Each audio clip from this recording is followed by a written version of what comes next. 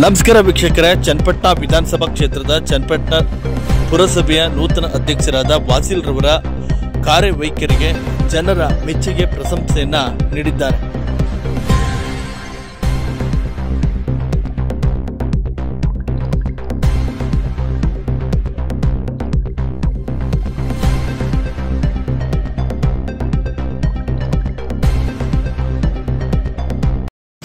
ಏನು ನಾವು 4ನೇ ತಾರೀಕು ಅಧ್ಯಕ್ಷರು ಆಯ್ಕೆ ಆದಮೇಲೆ ಇದೊಂದು ದೊಡ್ಡ ಸವಾಲಾಗಿತ್ತು ನಮಗೆ. ಸ್ವಚ್ಛತೆದು, ಕ್ಲೀನಿಂಗು, ಕಸ ವಿಲೇವಾರಿದು.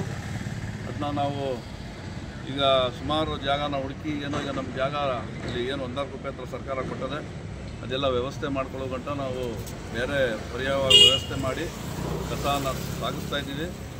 ಈಗ ಮೊದಲಿಗೂ ಈಗಲೂ ನಗರವನ್ನು ಸುಮಾರು ನೀವು ಕಂಡಂಗೆ ತುಂಬ ಸುಮಾರು ಕ್ಲೀನಾಗಿ ಸ್ವಚ್ಛತೆ ಕಾಣ್ತಾ ಇದೆ.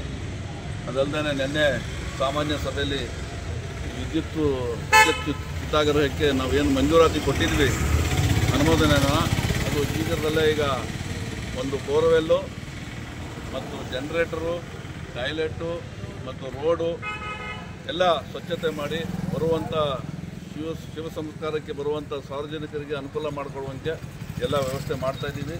ಇನ್ನೊಂದು 10-15 ದಿವಸದಲ್ಲಿ 20 ದಿವಸದಲ್ಲಿ ಎಲ್ಲ ವ್ಯವಸ್ಥೆ ಆಗುತ್ತೆ. ಅದಕ್ಕೆ ನಾವು ಬಂದು ಸ್ಪಾಟ್ ಇನ್ಸ್ಪೆಕ್ಷನ್ ಮಾಡಿ ಈಗೆಲ್ಲ ನಾವು ನೋಡ್ಕೊಂಡು ಬಂದಿದ್ದೀವಿ. ಈಗ ತಾನೇ ಇದು ನಮ್ಮ ಸಂವಿಧಾನನ ಸುಮಾರು ಒಂದು 6-7 ತಿಂಗಳಿಂದ ಹೀಗೆ ಪೆಂಡಿಂಗ್ ಬಿದ್ದಿತ್ತು. ನಾವು ಕಟ್ಬಿಟ್ಟು ಜನ ಆ ಕೋರ್ಟ್ ಮೂಲಲ್ಲೇ ಬಿಸಿಲಲ್ಲೇ ಕಾಯ್ಕೊಂಡು ನಿಂತ್ಕೊಳ್ಳೋರು ವೆಹಿಕಲ್ಗೆ, ಆಟೋಗಾಗಲಿ ಗೌರ್ಮೆಂಟ್ ಬಸ್ಗಾಗಲಿ. ಅದಕ್ಕೆ ನಾವು ತೀರ್ಮಾನ ತೊಗೊಂಡೇನೆ KSRTC ಬಸ್ ಮ್ಯಾನೇಜರ್ಗೆ ಮತ್ತು ಟ್ರಾಫಿಕ್ ಪೊಲೀಸ್ಗೆಲ್ಲ ಒಂದು ಆದೇಶ ಕೊಟ್ಟಿದ್ದೀವಿ. ಅಲ್ಲಿ ಯಾರು ಬಂದ್ರೂ ಇಲ್ಲಿ ಮುಂದೆ ತಂಗುದಾಣಕ್ಕೆ ಕಳಿಸಿ ಇಲ್ಲಿಂದಾನೆ ಎಲ್ಲ ಹೋಗೋರು, ಊರಿಗೆ ಹೋಗೋರು ಇಲ್ಲಿಂದಾನೆ ಹತ್ಕೊಳ್ಳಿ ಅಂತ ಹೇಳ್ಬಿಟ್ಟು ಒಂದು ಇನ್ಸ್ಟ್ರಕ್ಷನ್ ಕೊಟ್ಟಿದ್ದೀವಿ. ಅದಕ್ಕೆಲ್ಲ ಟ್ರಾಫಿಕ್ ಪೊಲೀಸರು ಬಂದವರೆ, ಅವರು ನಮಗೆ ಸಹಕಾರ ನೀಡ್ತಿದ್ದಾರೆ.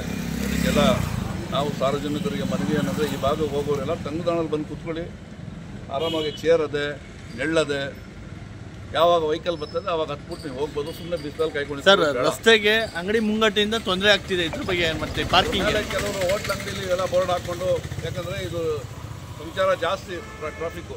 ಅದಕ್ಕೆ ನಾವು ಹೇಳಿದ್ದೀವಿ, ಅವ್ರು ಇನ್ಸ್ಟ್ರಕ್ಷನ್ ಕೊಟ್ಟಿದ್ದೀವಿ, ಸ್ವಲ್ಪ ಎಲ್ಲ ಒಳಗೆ ಮಾಡಿಕೊಡಿ ಅಂತ. ಎಲ್ಲ ಎತ್ಕೊಂಡಿದ್ದಾರೆ ವೆಹಿಕಲ್ಸ್. ಈಗ ಅವರೆಲ್ಲ ಪಾರ್ಕಿಂಗ್ ವ್ಯವಸ್ಥೆ ಎಲ್ಲ ಕ್ಲೀನಾಗಿ ಮಾಡ್ತವ್ರೆ. ಅದಕ್ಕೆ ಎಲ್ಲ ಪಬ್ಲಿಕ್ಕು ಅವರು ಸಹಕಾರ ನೀಡಬೇಕಂತ ಹೇಳ್ಬಿಟ್ಟು ನಾನು ಮನವಿ ಮಾಡ್ತೀನಿ.